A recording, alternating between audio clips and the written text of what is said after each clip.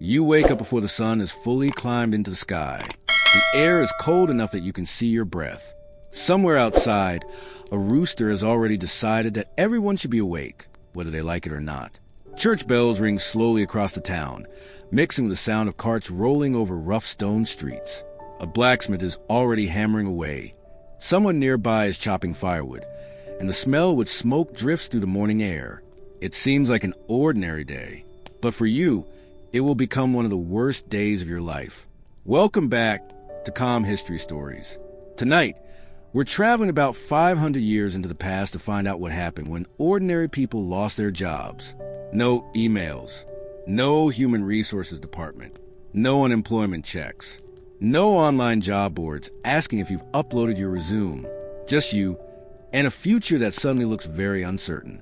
So, get comfortable, settle into your favorite chair or bed, and let's take a slow walk into the past. Imagine you are living in the year 1525. Maybe you're a farm worker helping grow wheat outside a small village. Maybe you're a servant in a wealthy merchant's house. Perhaps you're an apprentice learning to become a carpenter, or you spend your days carrying heavy sacks around the local market. Your work is hard, really hard. Most days begin before sunrise and end after sunset. Your hands are rough. Your back aches almost all the time, and taking a day off isn't really something people do unless they are too sick to stand. Still, you keep going because your job gives you something very important.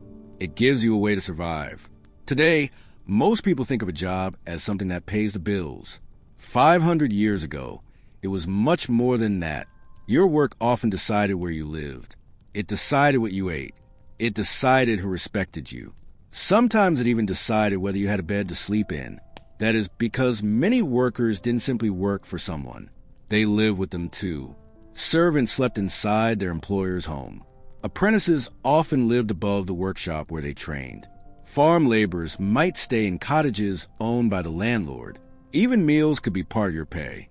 So your job wasn't just your income. It was your entire life wrapped into one package. Now imagine that package suddenly disappears. Perhaps your master calls you into the courtyard. He doesn't smile. He folds his arms and tells you that there isn't enough work anymore. Maybe business has become slow. Maybe the harvest failed. Maybe he simply wants someone else. Whatever the reason, the decision has already been made. There isn't a meeting to discuss it. There isn't paperwork to sign. There isn't much of an explanation at all. You're simply told to leave. Today, getting fired is stressful enough, but you can usually return home afterward. 500 years ago, that wasn't always possible.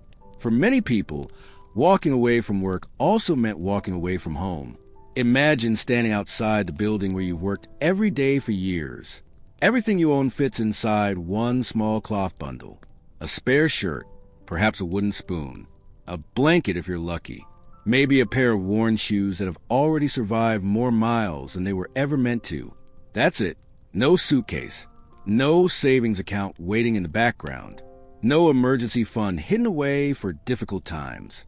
Most ordinary workers earn just enough to keep living from one week to the next. Money came in, food went out. There wasn't much left over. If today's pay bought today's bread, tomorrow's pay was needed for tomorrow's bread. Missing even a few days of work could become a serious problem. Missing several weeks could become a disaster. It's easy to imagine history as castles, crowns, famous kings, and giant battles. Those things certainly happened. But for most people, history looked much smaller. It looked like worrying whether there would be enough oats for breakfast. It looked like hoping the roof didn't leak when it rained. It looked like wondering if your boots would survive another winter. And above all, it looked like hoping your employer would still need you tomorrow morning. Employment wasn't protected by modern labor laws. There were no minimum notice periods. No legal department was waiting to hear your complaint. If your employer decided your work was finished, there often wasn't much you could do except pick up your bundle and begin walking. That sounds harsh because, well, it was. Of course, not everyone lost work for the same reason. Some employers genuinely couldn't afford extra workers. A poor harvest could ruin an entire farming season. A disease might spread through a town. Trade could slow down. Wars interrupted travel and business. Sometimes workshops closed completely. And sometimes personalities simply didn't match. Human beings have always had disagreements. It turns out that awkward conversations with the boss are not a modern invention, although, thankfully, today's bosses usually don't end the conversation by telling you to carry your blanket out the front gate before dinner. As difficult as losing work was, people didn't stop needing food. Their stomachs certainly didn't receive the news. Bills still came in their own way. Rent, if they had it, food, firewood, clothing, shoes that slowly wore out from walking endless muddy roads. Life kept moving whether you had a job or not. That is why unemployment 500 years ago could become frightening very quickly. There were no government payments arriving every month. There were no career counselors. No websites listing hundreds of job openings nearby. Finding work depended on people knowing you, trusting you, or simply needing an extra pair of hands. Sometimes luck mattered almost as much as skill.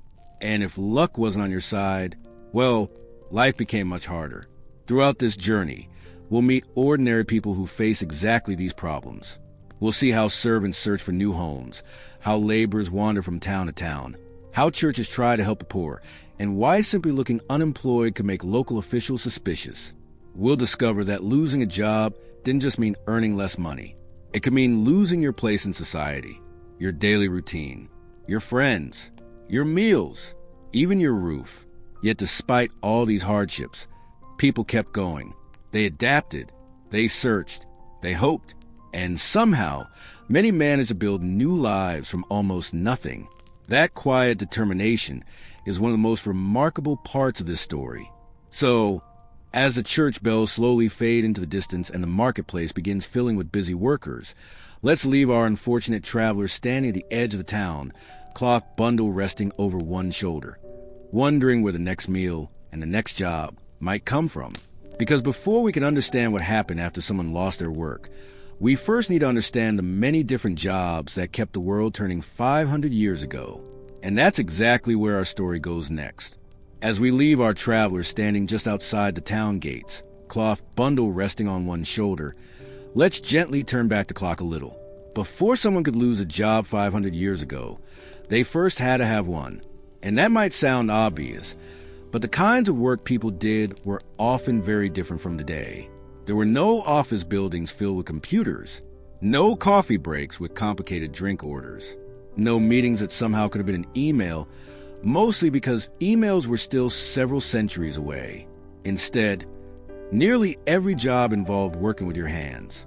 Your muscles were your machines, the sun was your clock, and the weather was your boss, whether you liked it or not. For most people, life began on a farm. Around the year 1525, farming wasn't simply one profession among many. It was a foundation of almost everything.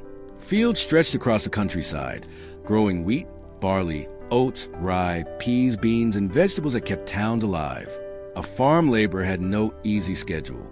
The day usually started before sunrise, when the sky was still painted in soft shades of blue and gray. There were animals to feed, fences to repair, fields to plow, weeds to pull, and endless loads to carry. Some days felt as though the work had been invented by someone who had never heard of sitting down. Harvest season was especially demanding. Everyone worked. Men, women, teenagers. Even younger children often helped gather crops, scare birds away from fields, or carry baskets that probably felt much heavier than they looked. The entire year depended on those busy weeks. If the harvest failed, everyone felt the consequences, not just farmers. Bakers, brewers, merchants, servants, and ordinary families all depended on successful crops. One bad season could send trouble rolling through an entire community. Of course, not everyone lived in the countryside. Towns and cities were busy places filled with workers of every kind. Walk through the streets on an ordinary morning, and you would hear a whole orchestra of everyday labor. A blacksmith's hammer rang against glowing iron. A cooper shaped wooden barrels. A carpenter shaved rough boards into smooth beams. A stonemason chipped away at heavy blocks with careful patience. Nearby, a tailor bent over wool cloth, carefully stitching each seam by hand. Nothing happened quickly.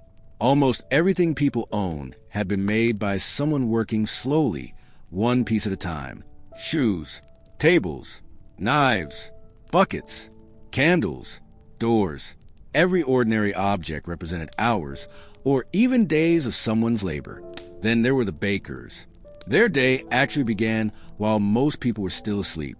Long before dawn, ovens were already warming. Flour covered wooden tables. Dough was kneaded by hand until arms grew tired. Fresh bread would soon fill the streets with one of history's most comforting smells. Some things, thankfully, never change. The brewers worked just as hard. Beer wasn't only something people enjoyed. In many places, it was safer to drink than untreated water. Weak beer was commonly served throughout the day, even at meals. No, medieval people weren't spending every afternoon at a giant party.